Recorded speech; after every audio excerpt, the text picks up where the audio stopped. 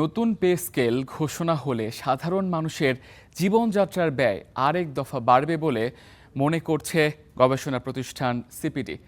অর্থনীতির পর্যালোচনা নিয়ে আয়োজিত অনুষ্ঠানে আরও বলা হয়, খেলাপি ঋণের সঠিক তথ্য প্রকাশ করতে হবে।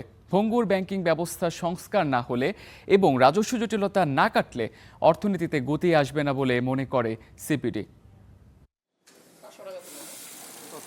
অর্থনৈতিক টানাপোড়েন আর ব্যাংকিং খাতের চরম সংকটের মাঝেই আসছে নতুন বাজেট। তবে ঘাটতি মেটাতে ব্যাংক থেকে সরকারের অতিরিক্ত ঋণ নেওয়া এবং শুল্ক জটিলতায় দিশেহারা বেসরকারি খাত।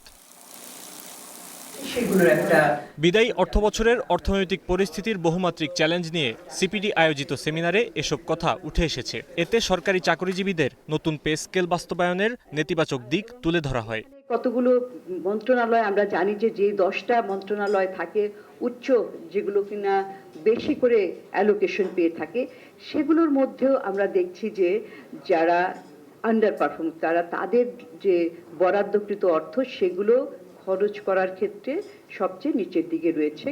চলতি বছরের প্রথম 3 মাসে খেলাপি ঋণ বাড়ার কারণ হিসেবে ডলারের বিপরীতে টাকার অবমূল্যায়ন ও উচ্চ সুদকে দায়ী করেছে সিপিডি। ব্যাংক খাতের প্রকৃত সত্য উন্মোচনের দাবি সংস্থাটির। যে বিনিময় হার কমলে কিংবা এটা যদি কারেন্সি ডেপ্রিসিয়েশন হয়, এটা রপ্তানির জন্য ভালো, রপ্তানি আয় বাড়ে, কিন্তু আবার অন্যদিকে আমদানি ব্যয় বাড়ে।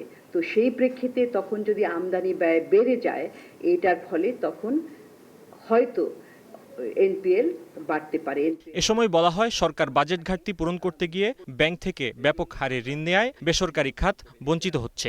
ক্রেডিট আপটেকের 5% গ্রোথের থেকেও বোঝা যায় ক্যাপিটাল মেশিনারিজের যে আমদানি বা ইন্টারমিডিয়েট যেসব ইনপুটস আছে সেগুলোর যে আমদানি, সেটা থেকেও কিন্তু বোঝা যাচ্ছে যে বিনিয়োগকারীরা এখনো পর্যন্ত আস্থা পান নাই। অর্থনীতি সচল রাখতে ব্যাংক ঋণে সরকারের লাগাম টেনে বেসরকারি খাতকে শ্বাস নেওয়ার সুযোগ দেওয়ার তাগিদ অর্থনীতিবিদদের। Fahim Yusuf, Star News, Dhaka.